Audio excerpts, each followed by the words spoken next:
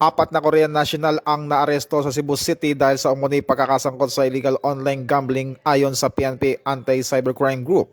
Isinagawa ang operasyon sa isang condominium complex sa bisa ng search warrant na inilabas ng Regional Trial Court Branch 7 sa Cebu City. Kinilala ang mga naaresto sa alias na Song, 38 anyos, Kung, 35 anyos, Yun, 29 anyos at Lun, 38 anyos.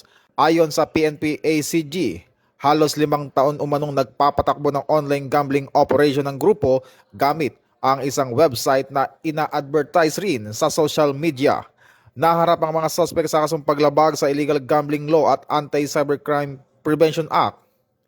Naharap ang mga suspect sa kasong paglabag sa illegal gambling law at Cybercrime Prevention Act of 2012.